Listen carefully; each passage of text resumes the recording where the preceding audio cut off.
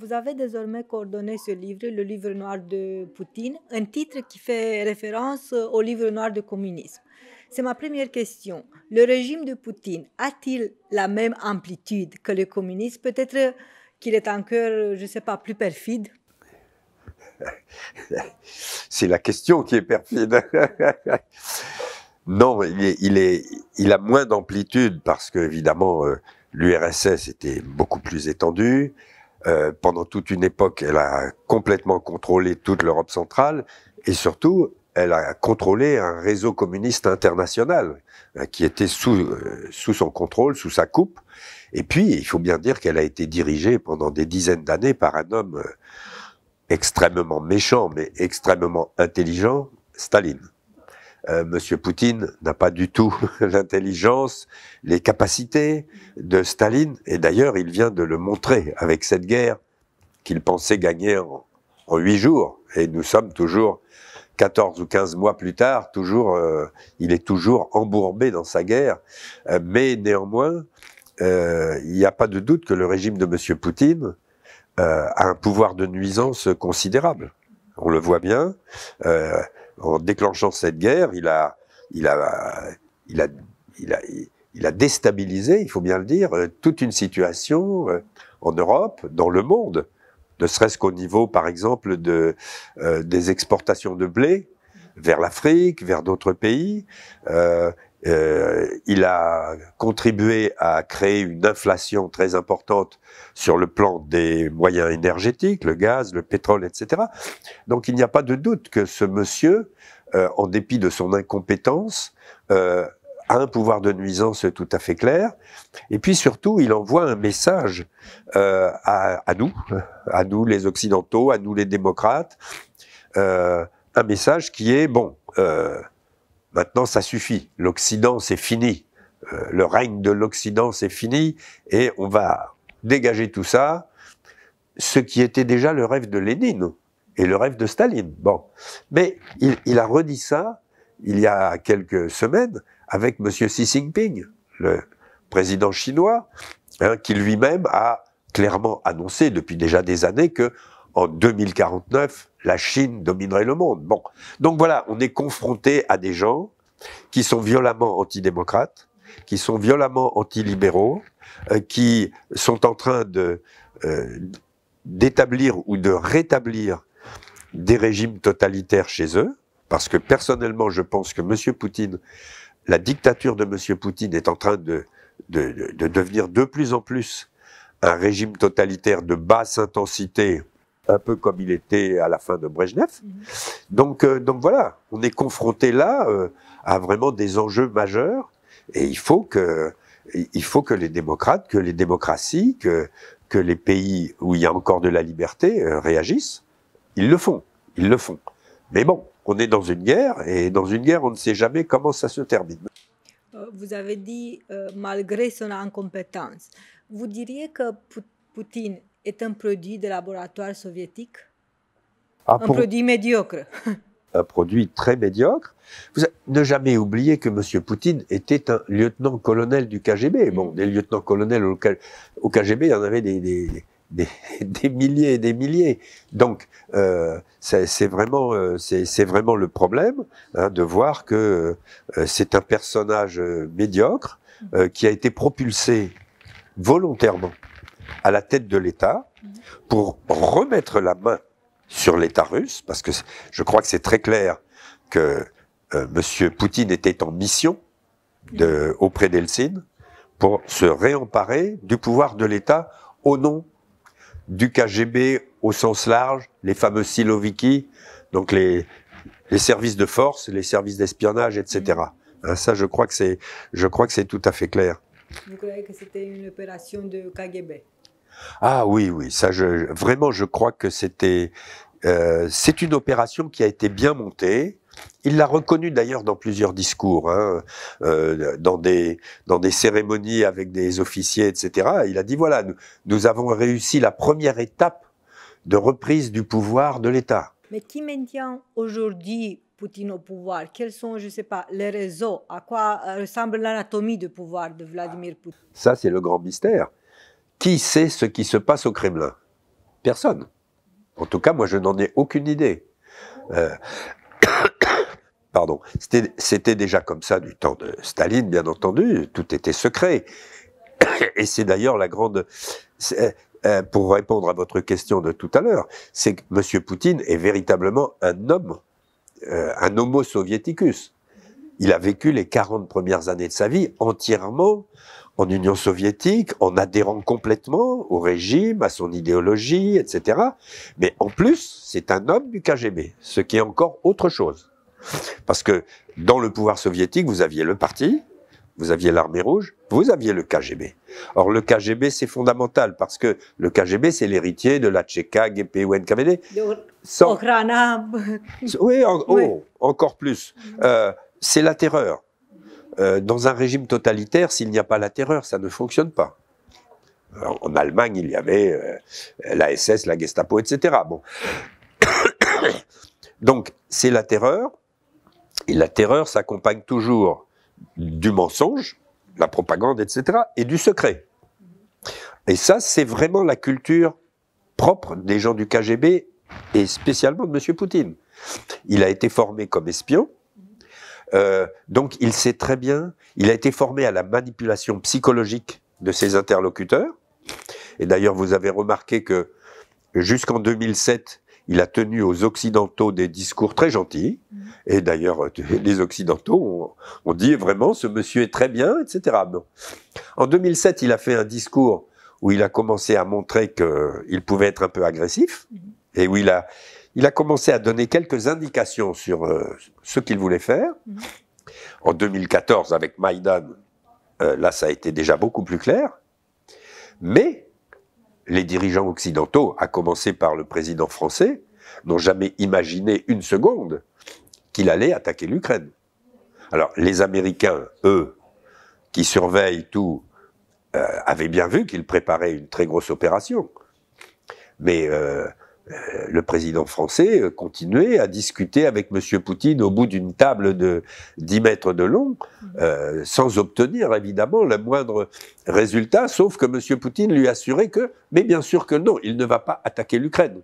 Et le lendemain, il attaque l'Ukraine. Bon, donc voilà, on a affaire à un personnage qui certes n'a pas du tout l'intelligence politique d'un Staline, mais qui a une certaine culture de travail dans le secret, dans la manipulation politique, dans l'agression, parce que là, on a une agression tout à fait caractérisée.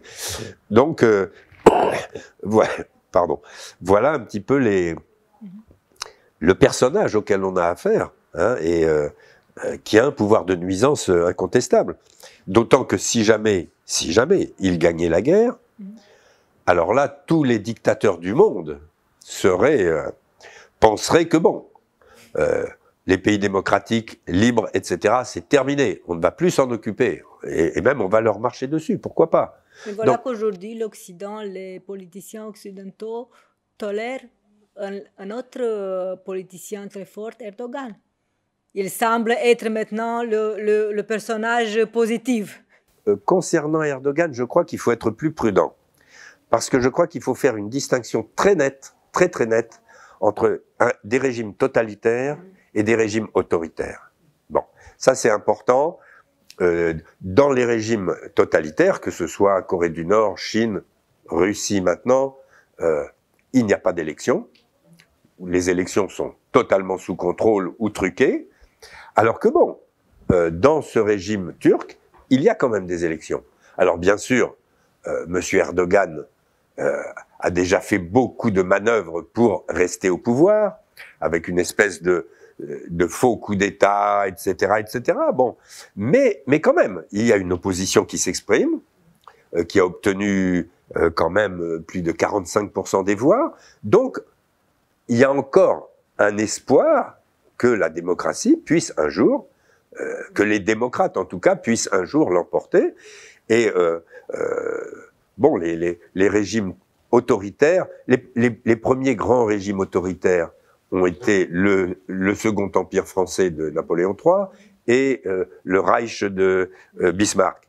Bon, et à chaque fois, ça s'est terminé par l'instauration de démocratie. Dans des régimes totalitaires, il n'en est pas question.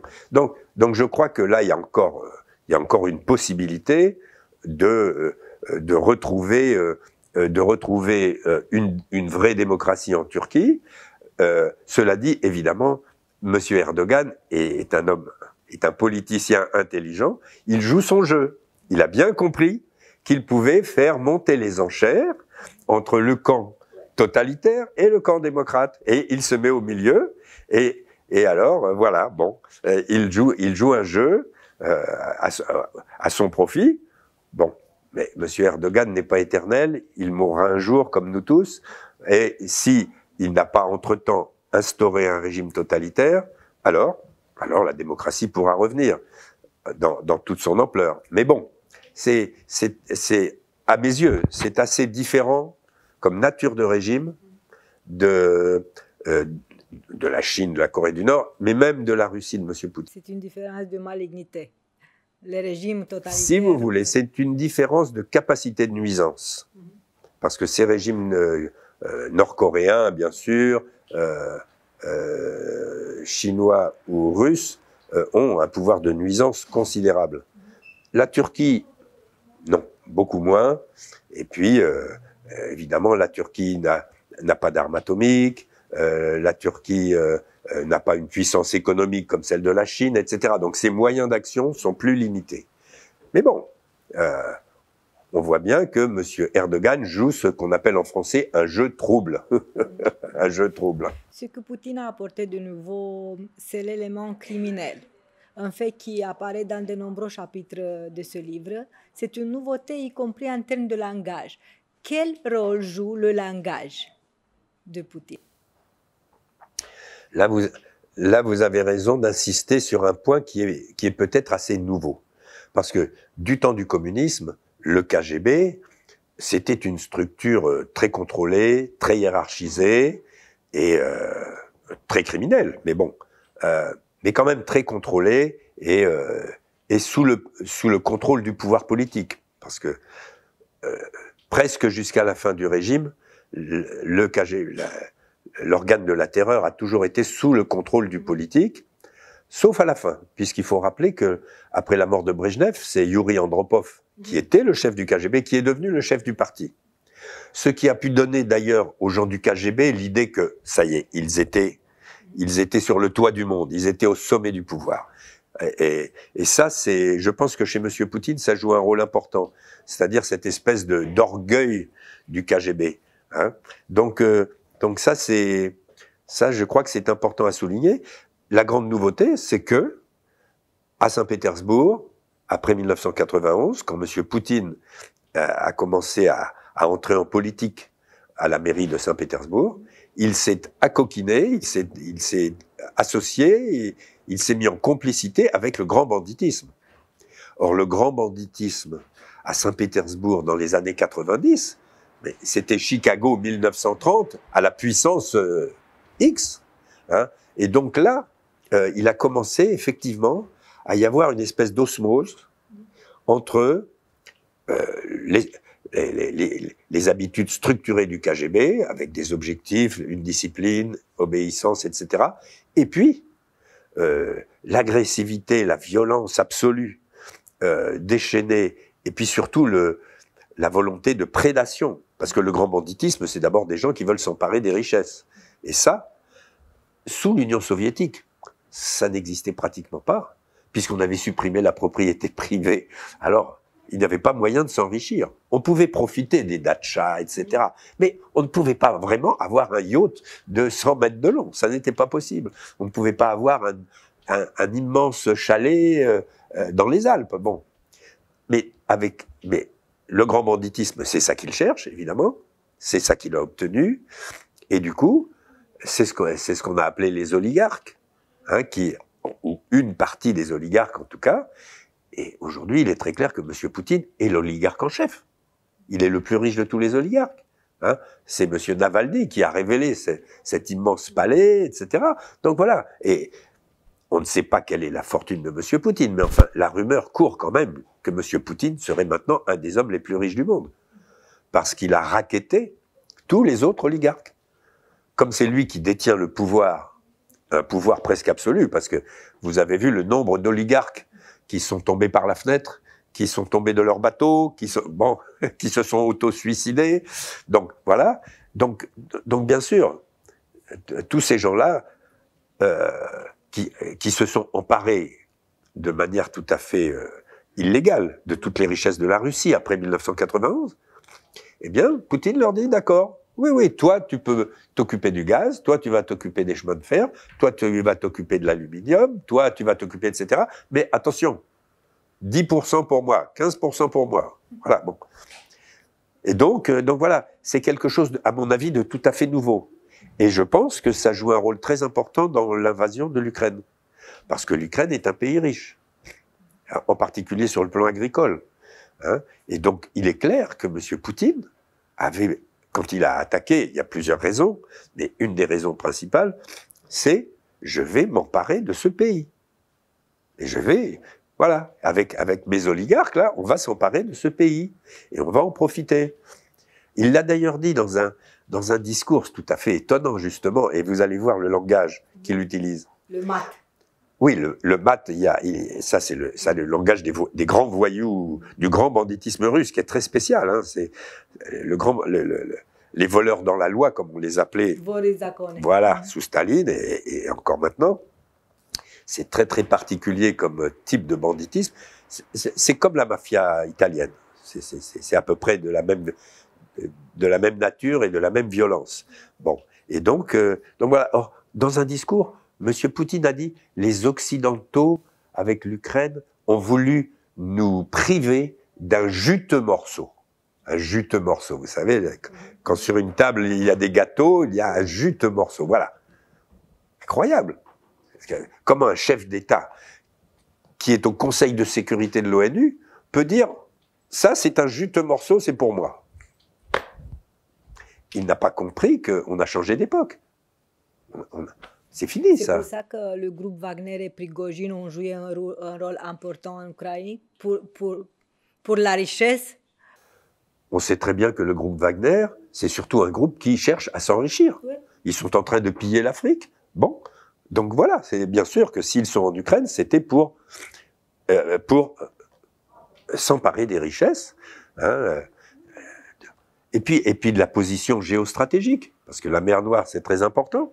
Donc, c'est pas seulement une position géostratégique, c'est aussi une position qui permet l'enrichissement. Vous savez que vous pensez que Poutine, il a été trompé, il a été vraiment mal informé sur l'Ukraine, parce qu'il croyait que l'Ukraine tomberait dans une semaine. Non, je crois que M. Poutine fonctionne dans ce que j'ai appelé dans des articles dans la presse française un délire logique. Oui. Un délire logique. Il est dans un délire. Il vous explique que l'Ukraine, ça n'existe pas, que les Ukrainiens, c'est des Russes, etc., que les Occidentaux, les méchants Occidentaux sont responsables de la chute de l'URSS, ce qui est totalement faux.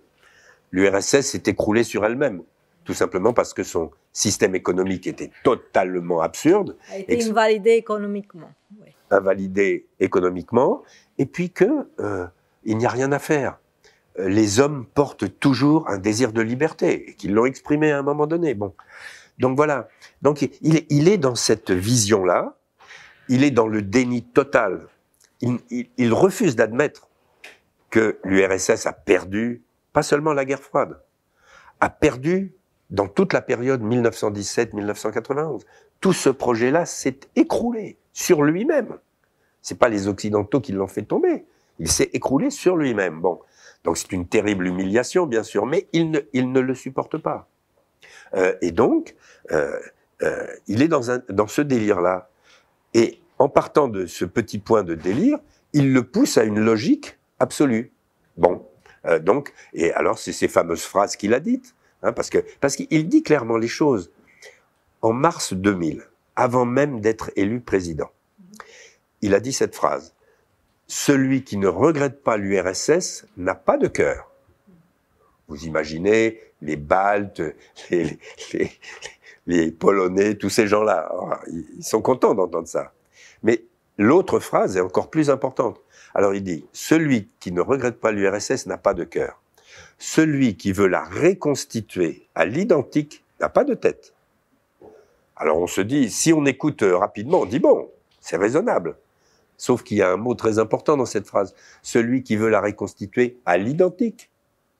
Donc on peut la reconstituer d'une autre manière.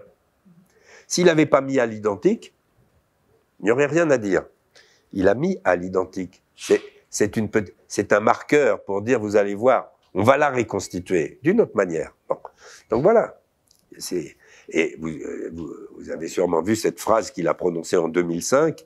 Hein, la chute de l'URSS a été la plus grande catastrophe géopolitique du XXe siècle. Bon. C'était une immense catastrophe géopolitique. Pas Auschwitz, pas le nazisme, pas la Deuxième Guerre mondiale. Oui, bien sûr. Et en plus, une catastrophe géopolitique qui a provoqué un bonheur immense chez plein de peuples qui ont trouvé leur liberté. Bon, c'est quand même... Donc voilà, il est dans cette mentalité-là, et il est dans un ressentiment extrêmement violent contre cette chute.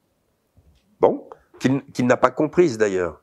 De toute évidence, il n'a pas compris cette chute. Quelqu'un comme Gorbatchev, attention, Gorbatchev n'était pas du KGB, il était du parti. Et Gorbatchev a quand même, du jour où il a été nommé secrétaire général, il a commencé à accéder à des informations que personne n'avait, et il a commencé, au bout de quelques mois, même un peu plus, à comprendre que voilà, l'économie était en faillite totale. Vous savez, moi je suis arrivé à Moscou en 92 pour la première fois, dans la capitale. C'était un désastre. Il n'y avait rien à manger. Bon, c'était la deuxième superpuissance mondiale. Donc il faut comprendre qu'est-ce que ça veut dire. Donc voilà. Mais ça, il ne veut pas l'admettre. Vous savez, on se pose cette question en Roumanie aussi, qui a gagné après la chute du communisme, le parti ou la sécurité et les services. On se pose cette question encore. Pour la Roumanie. Pour la Roumanie. Alors, vous comprenez que pour la Russie, c'est encore plus net. Bien sûr, ce sont les services de sécurité, d'espionnage, etc. Et pour des raisons qu'on peut... Et regardez à quel point ça a été important pour Poutine. Parce que Poutine, en tant qu'espion, était envoyé en RDA. Pour ça, il a spécialement appris l'allemand. Il avait un professeur d'allemand spécialement dédié jusqu'à ce qu'il parle parfaitement l'allemand. Une fois en RDA, il était évidemment en contact étroit avec des cadres supérieurs de la Stasi, de la police politique. Bon, la RDA, le mur de Berlin est tombé. À la surprise générale, personne ne s'y attendait. Pour Poutine, ça a été un choc psychologique énorme. Il était à Dresde, il était le revolver à la main pour empêcher des manifestants de rentrer dans les locaux du KGB. Donc, vous imaginez, pour lui, c'est quelque chose d'inimaginable, intolérable. Bon, ensuite, il a été obligé de rentrer à Saint-Pétersbourg. Bon, et il a vu la suite à Saint-Pétersbourg. L'URSS s'effondre. Bon, c'est quelque chose qu'il ne peut pas accepter, c'est tout. Hein, donc voilà, et à partir de là, il s'est mis dans une position de ressentiment extrêmement violent contre tout le monde. Les Occidentaux, les libéraux russes, parce que les libéraux russes, il en a fait assassiner beaucoup, hein, y compris des historiens, hein, les gens de Mémorial, etc. Bon, donc voilà. Le problème, c'est que en tant qu'homme du KGB, c'est un monsieur qui a été formé. N'oubliez pas qu'il a fait des études de droit. Hein, c'est à l'université de droit soviétique. Attention, mais bon. Donc voilà, c'est quelqu'un qui a été formé, qui est structuré, à qui on a appris à travailler avec méthode, ce qui est peut-être pas toujours le cas du grand banditisme. Hein. Et donc voilà, il poursuit dans cette voie-là, et avec un pouvoir de nuisance évidemment considérable. Mais cela dit, il a bien réussi quand même. Ce petit lieutenant-colonel du KGB, bon, il est à la tête quand même d'une puissance, et puis, il l'a rappelé d'ailleurs, d'une puissance nucléaire. Parce qu'il faut rappeler quelque chose.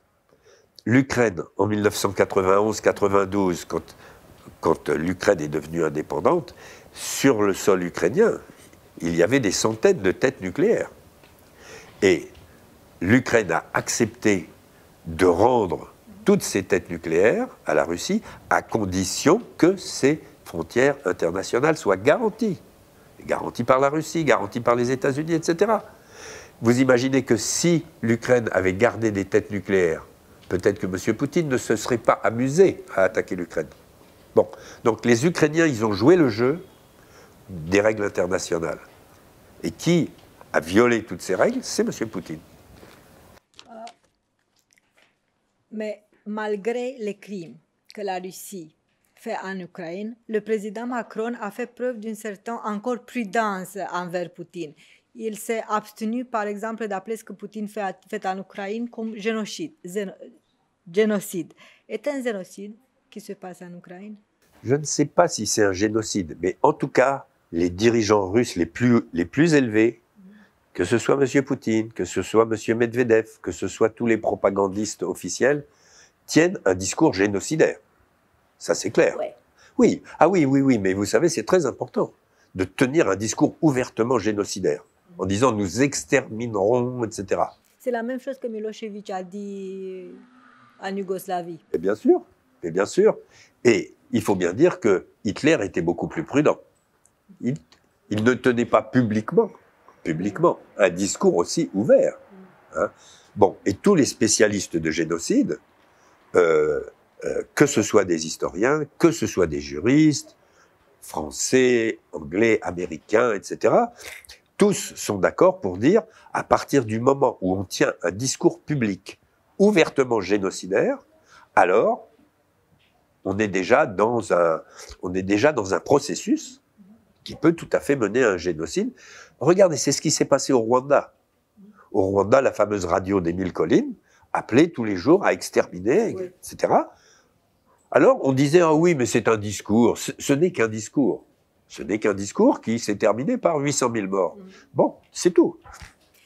On connaît le soft power russe avec l'usage de la culture, la grande culture russe, l'âme russe. Est-ce qu'on doit réévaluer l'ensemble de la culture russe contemporaine? Et plus important, quels sont les personnages utilisés par Poutine dans l'Occident? Quand vous dites les personnages, vous pensez à quoi? Les personnages culturels. Ah, oui, alors bien sûr, Poutine mène une guerre militaire, et en même temps, quand on mène une guerre militaire, on mène aussi une guerre culturelle, etc. Bon, une guerre idéologique, une guerre de propagande. Donc, et Poutine est parfaitement formé à ça. Au KGB, on ne faisait que ça. Donc il l'utilise. Regardez, même dans un domaine auquel on ne penserait pas, la musique. Oui. Ce fameux chef Gergiev, hein, qu'il a utilisé, etc. Bon, alors Gergiev, ça, il faut bien dire que depuis la guerre en Ukraine, il n'est plus beaucoup invité en Occident. Mais bon, à Paris, je suis allé écouter il y a 3 semaines le grand pianiste russe Sokolov. Bon, et le théâtre des Champs-Élysées était rempli à craquer et tout le monde était enthousiaste. Bon, donc je crois qu'il ne faut pas. Je ne sais. D'ailleurs, je ne suis même pas allé vérifier quelle était la position de Sokolov sur cette guerre. Je ne sais pas. Je pense que c'est quelqu'un qui ne s'intéresse pas du tout à ces questions. Il est totalement dans sa musique. Bon, mais je crois qu'il ne faut pas du tout ostraciser tous les artistes russes, etc. Mais ça dépend des positions qu'ils prennent. Bon, Gergiev, c'est clairement un agent du régime. Donc, pour moi... Mais s'ils ne prennent aucune position, par exemple, les écrivains qui ne disent rien, mais ils continuent à vivre en Russie, par exemple. Sûr, bien sûr. En même temps, c'est difficile. Nous avons connu ça pendant la guerre en France. Nous étions occupés. Il y a de grands écrivains qui rencontraient des Allemands dans des conférences, etc. On pourrait citer des dizaines de noms. Bon, de gauche et de droite d'ailleurs. Hein. Alors certains ont été condamnés à la libération, certains ont même été fusillés. Hein. Par exemple, Robert Brasillac a été fusillé parce que sa collaboration était tellement ouverte, intense, que le général de Gaulle, quand il a vu arriver la grâce de Brasillac, vous savez ce qui s'est passé? dans le dossier de demande de grâce, quelqu'un avait glissé une photo de Brasillac en uniforme allemand. Le général a dit fusillé. Bon, ça c'est clair. Mais alors, ce qui est intéressant de ce point de vue-là, à mon avis, c'est plutôt de regarder la fuite de centaines de milliers de jeunes hommes qui auraient dû partir à l'armée et qui se sont enfuis. Or, c'était en principe les futures élites russes qui se sont sauvées. Donc là, il y a un vrai problème. D'un côté, ils n'ont pas voulu... Ces hommes, bon, des jeunes hommes de 20 à 30 ans, ils auraient pu essayer de prendre les armes, par exemple, contre le régime. Non. Alors pourquoi? Ça, c'est difficile à dire. Les Ukrainiens, eux, ils ont pris les armes contre le régime de Yanukovych au moment de Maïdan. Et il y a eu beaucoup de morts. Et encore plus de blessés. Bon. Les Russes, non. Mais les Ukrainiens, c'est pas des Russes. Les Ukrainiens, c'est des Cosaques. Bon.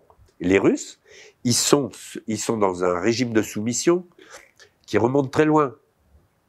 C'est Ivan IV, le tsar Ivan IV, Ivan le Terrible, qui a mis toute la paysannerie en servage, qui a créé ce système tsariste, etc. Donc, voilà. Alors, en 1917, il y a eu un petit moment démocratique, mais tout de suite, la chape de plomb totalitaire. Or, la chape de plomb totalitaire était encore beaucoup plus violente que la chape de plomb tsariste. Comparez l'Okhrana, la police secrète du tsar. Bien sûr, elle pourchassait les révolutionnaires, etc. Mais quand elle les arrêtait, elle les remettait à la justice. Quand la Tchéka arrêtait, ou la Tchéka, ou le GPU, ou le NKVD arrêtait un opposant, ne le remettait pas à la justice. Il lui mettait une balle dans la tête. Et puis, c'était l'Holodomor qui est un trauma très... Alors, en plus, avec des crimes de masse organisés, gigantes, là, il y a un véritable processus génocidaire, c'est clair. Bon, le Holodomor et la suite du Holodomor, c'est-à-dire l'extermination de toutes les élites ukrainophones. Il y a ici deux questions. Si le poutinisme peut continuer après Poutine, et si Poutine peut se sauver comme Eltsine l'a fait. Il a négocié... Comme Eltsine, Boris Eltsine. Ah oui, Eltsine. Oui, mais Eltsine, c'est très différent. Ce qui est très clair, c'est que Poutine a été envoyé dans l'administration d'Eltsine pour le mettre sous contrôle par chantage. C'est très clair. Bon, je crois qu'on l'a expliqué dans le livre. Bon, et c'est d'ailleurs pour ça que Eltsine lui a transmis le pouvoir, moyennant quoi Poutine a immédiatement signé un décret comme quoi Eltsine et sa famille ne seraient jamais poursuivis. Oui. Voilà. Donc c'est clair, il y a un deal tout à fait clair. Bon, mais bon, Eltsine n'a pas lancé vraiment de guerre. Le problème, c'est que justement, s'il y avait une guerre, c'était la guerre en Tchétchénie. Or, elle avait été arrêtée. C'est Poutine qui l'a relancée, avec les faux attentats attribués aux Tchétchènes, où il a commencé à parler le mat, hein, quand il a dit « nous irons les buter jusqu'au fond des chiottes ». Ça aurait dû, rien que cette phrase, aurait dû faire sentir une petite musique particulière aux dirigeants occidentaux, en se disant comment le chef de cet État très important, etc., peut tenir ce type de langage. Qu'est-ce qui se passe? Mais non. Oh, on a dit c'est folklore russe. Bon, c'est un peu folklorique. Voilà. Bon. Donc, on n'a pas... Mais c'est toujours la même chose. On n'a pas lu, on n'a pas écouté les discours de Poutine. On n'a pas pris sérieusement en compte ses déclarations. Les Américains non plus, d'ailleurs. Hein. Souvenez-vous, M. Bush Junior, qui avait vu M. Poutine dans les yeux. Ah, c'était un homme. Bon. Cela dit, aux États-Unis, il y a une armée très importante qui passe son temps à tout surveiller. Donc, les militaires ont commencé à dire aux politiques, vous savez, attention, il se passe ceci, il se passe cela, il fait cela, etc. Bon. Et donc voilà. Hein. Alors, ce qui est extraordinaire, c'est de voir que les Américains annoncent presque plusieurs semaines à l'avance que la Russie va attaquer l'Ukraine. Qu'est-ce qui se passe en France? Monsieur Macron dit pas du tout. C'est du bluff américain. Bon. C'est le général qui dirige les services de renseignement militaire français dit à M. Macron, 2 jours avant l'attaque de Poutine, il est tout à fait absurde de penser que la Russie va attaquer l'Ukraine. C'est le chef des renseignements militaires. Bon. Alors bien sûr, ce général a été démissionné 2 mois plus tard. Oui, mais, petit problème, ce général, il avait été nommé par le président de la République 6 mois plus tôt. Donc ça veut dire qu'on s'est complètement trompé sur le casting de la personne, une personne qui joue quand même un rôle très important dans un pays, le chef du service de renseignement militaire. Bon, donc voilà. Hein, et alors là, on voit très bien comment l'espion Poutine, qui a été formé à la manipulation psychologique, a manœuvré avec le président français. Quelque temps avant l'attaque de l'Ukraine, il est venu en France l'été et il a été reçu par le président français au fort de Brégançon, qui est l'endroit, qui est la résidence d'été du président de la République sur la Côte d'Azur. Quand vous voyez les images de cette arrivée de Poutine, mais vous vous demandez qu'est-ce qui se passe. Vous avez Monsieur Macron et Madame Macron qui sont là, et Poutine arrive en montant un escalier avec un petit bouquet à la main, et il vient faire une bise à Madame Macron. Vous savez, le gendre idéal. Voilà, le gendre idéal. C'est pas possible. Enfin, comment un président de la République peut se laisser rouler dans la farine, il n'y a pas d'autre expression, comme ça. Bon. Mais qu'est-ce que vous pensez sur la visite de Macron en Chine? Dans ce contexte de la guerre, bien sûr, c'était juste après le leader chinois était à Moscou. Monsieur Macron a eu un itinéraire météorique. Météorique. C'est quelqu'un qui était pas grand-chose. C'est un peu comme Monsieur Poutine. Bon, Monsieur Macron, il sort de l'ENA, des énarques, il y en a des centaines. Bon, et à la suite d'un concours de circonstances tout à fait étonnant, il se présente à la présidence de la République et, en jouant sur la menace Le Pen, il se fait élire. Bon, et il se fait réélire de la même manière 5 ans plus tard. Donc, c'est quelqu'un qui est persuadé qu'il est, il est dans l'euphorie. Il est le meilleur. Il est plus intelligent que tout le monde, etc. Hein, et il rêve de sa grandeur en essayant de vendre à tout le monde la grandeur de la France. Mais la France de Louis XIV et de Napoléon, c'est fini. La France, c'est tout petit. On l'a vu avec la guerre. La guerre a révélé que, bien sûr, la France fabriquait des canons César, les fameux canons César, excellents canons, etc., mais qu'on avait des munitions pour 8 jours. Ah mais non, mais c'est ce que la guerre est en train de révéler. Les armées européennes ne peuvent pas faire la guerre plus de 8 jours. Après, il n'y a plus de munitions. Alors si vous avez des canons sans obus, ça ne sert à rien, hein, c'est clair. Donc voilà, c'est d'ailleurs le problème qu'ont actuellement les Ukrainiens et les Russes. Hein, c'est le problème, c'est pas le problème des armements, c'est le problème des munitions. Voilà, bon. Enfin, parmi beaucoup d'autres problèmes, mais ce problème-là est fondamental. Si vous n'avez pas de munitions, vous ne pouvez pas faire la guerre. Donc voilà, hein, et donc c'est ce mythe de la grandeur française que M. Macron essaie de porter, dans la suite du général de Gaulle. Vous savez, le général de Gaulle était le premier à avoir reconnu la Chine en 1964, etc. Mais tout ça, le général de Gaulle, c'était autre chose que M. Macron, quand même. Bon, hein, c'était l'étage au-dessus. Hein. Donc, ben oui, mais donc voilà, on a un problème, si vous voulez, de comment dire sans être désobligeant. On a un problème de baisse de qualité des classes politiques. Oui. Bon, à tous les niveaux, à commencer par le courage.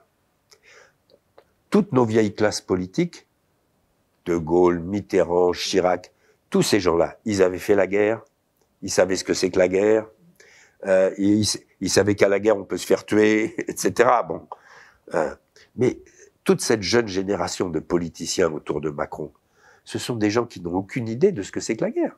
Ils n'ont jamais fait la guerre, tant mieux pour eux, moi non plus. Mais ils n'ont même jamais fait de service militaire, puisque le service militaire a été supprimé en France. Donc, ils ne savent... Peut-être certains vont à la chasse, ça n'est même pas sûr, mais en tout cas, ils ne savent pas ce que c'est qu'une Kalachnikov. Ils n'ont jamais tenu une mitraillette en main. Moi, j'ai encore fait un peu de service militaire en 1973. Bon, j'ai fait des exercices de tir à la mitraillette, etc. Mais eux, non, ils n'ont aucune idée de tout ça. Et en face d'eux, ils ont un monsieur Poutine qui, lui, a spécialement appris à tirer, à tuer, parce qu'au KGB, c'est ce qu'on apprend quand même. Donc voilà, c'est le jour et la nuit. Bon.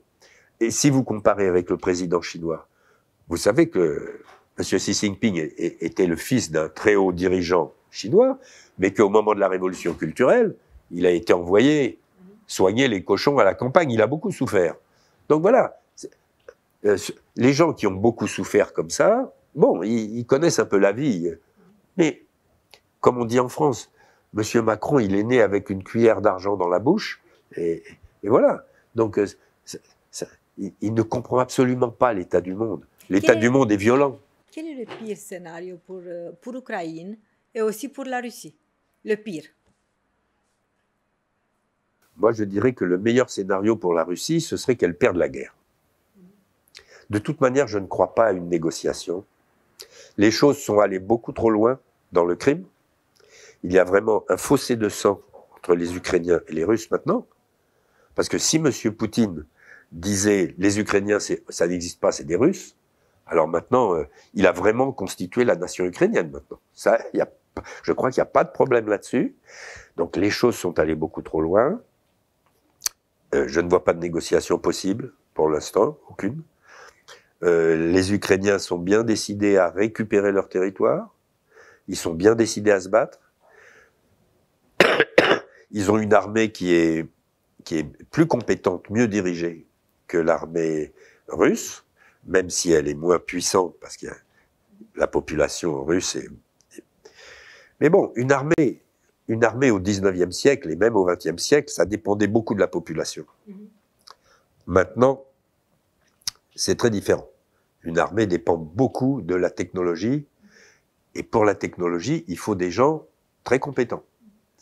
Il ne suffit pas de quelqu'un avec un sabre sur un cheval. Non, non, ça c'est fini. Et vous avez vu l'importance des drones, oui. La guerre des drones, quelque chose de tout à fait nouveau. On est dans une nouvelle guerre, bon, et avec des guerres technologiques, etc. Et plus tout ce qui va avec, les guerres de cybernétique, les guerres de hackers. Hein, avec qui j'ai appris ça hier, que à Francfort, il y avait eu, là, il n'y a pas longtemps, en France, personne n'en a parlé, mais qu'à Francfort, pendant une journée, Internet avait été totalement tombé. Il y a eu une attaque sur Internet à Francfort. Francfort, c'est quand même le cœur économique et financier de l'Allemagne. Bon, donc voilà, on va tout à fait vers ce type de guerre. Et on voit bien que M. Poutine, et lui, il est d'ailleurs, il en parle tout le temps de la Deuxième Guerre mondiale. Enfin.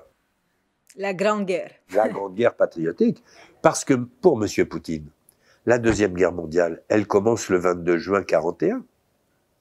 Il a oublié que le 23 août 1939, Staline a signé un traité secret avec Hitler pour se partager la Pologne quand même. Bon. Et pas seulement la Pologne d'ailleurs. Les États baltes, la Bessarabie, etc. Donc voilà, encore un point sur lequel M. Poutine est dans son délire logique.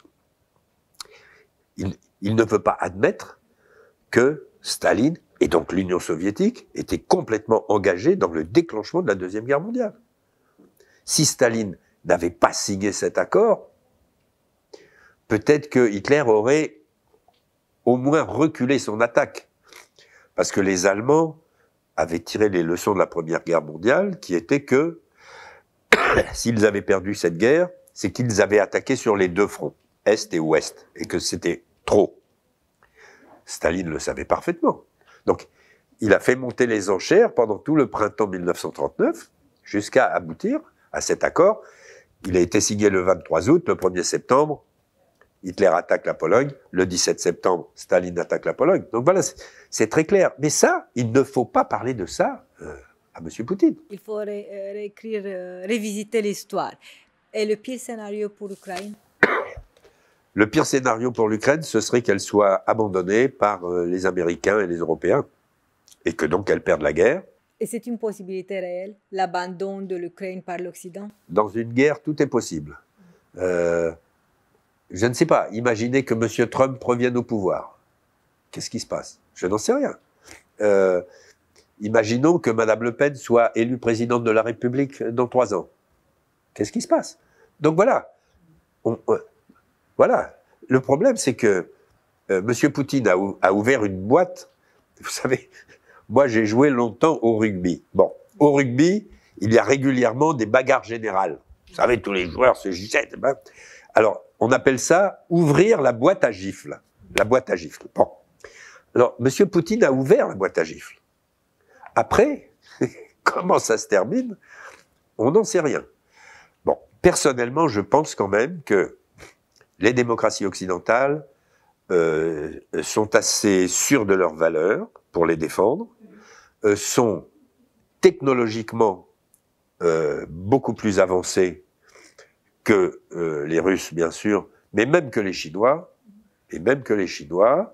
et que donc cette situation ouverte par M. Poutine va se terminer sur un rapport de force militaire. Peut-être pas avec une guerre ouverte générale, mais par un rapport de force militaire. Alors, les Chinois, eux, ils sont beaucoup plus prudents que M. Poutine. Et M. Xi Jinping est beaucoup plus intelligent que M. Poutine. Donc, vous avez vu sa position, elle est très balancée. Ambivalente. Très ambivalente, et en même temps, il est en train de transformer la Russie en un petit pion dont il va se servir, sans compter que, bien sûr, les Chinois sont en train de pénétrer toute la Sibérie, en particulier à cause du bois, parce qu'en Chine, il n'y a pas beaucoup de bois, ils ont besoin de beaucoup de bois, et donc, il y a plein d'entreprises de bois en Sibérie qui sont officiellement dirigées par des Russes, mais en réalité financées par des Chinois. Bon. Donc, on voit très... Alors, il y a encore autre chose qu'il faut savoir, c'est que et Poutine et tout son entourage, et Xi Jinping et tout son entourage, ont tous été communistes, ou sont toujours communistes. Et ces gens-là ont des relations étroites depuis les années 1920. Mao Tse-tung a fait croire que la révolution chinoise était une révolution indépendante. C'est complètement faux. Les archives montrent maintenant que Mao et les autres étaient totalement sous le contrôle soviétique et de Staline, etc. Donc, il y a là aussi des relations très particulières où le grand frère russe devient le petit frère, et le petit frère chinois devient le grand frère chinois, dans le cadre du communisme. Et de toute manière, contre les démocraties, contre l'Occident. Bon. Donc voilà. Alors, comment ça peut se terminer? Je ne suis qu'historien. Donc, je travaille sur le passé. Ouais. Je ne travaille pas sur l'avenir. Donc, voilà, on en est là. Ça peut très mal se terminer. Imaginons une seconde, seulement une seconde, ça suffit, qu'un Russe, Poutine ou un autre, lance une bombe atomique. Attention, là, vous savez, c'est ce que disait Napoléon. Hein. À la guerre, on s'engage et on voit. Et on voit, qu'est-ce qu'on voit? Eh bien, on voit Waterloo. On voit une gigantesque défaite française, bon, qui a transformé le sort de la France depuis 300 ans, bon, 200 ans. Donc voilà, tout peut se passer. Tout est possible. Mon seul point vraiment positif, je pense, c'est les militaires américains. Parce qu'ils sont très puissants, ils sont technologiquement très avancés et ils surveillent de très près ce que font les Russes et ce que font les Chinois, bien sûr. Et ils sont très conscients des enjeux, que ce sont des enjeux mondiaux et de long terme. Bon, donc, en tout cas, une chose est sûre. Si les Américains n'avaient pas été là, M. Poutine serait à la frontière polonaise. Ah ben si, ça c'est clair.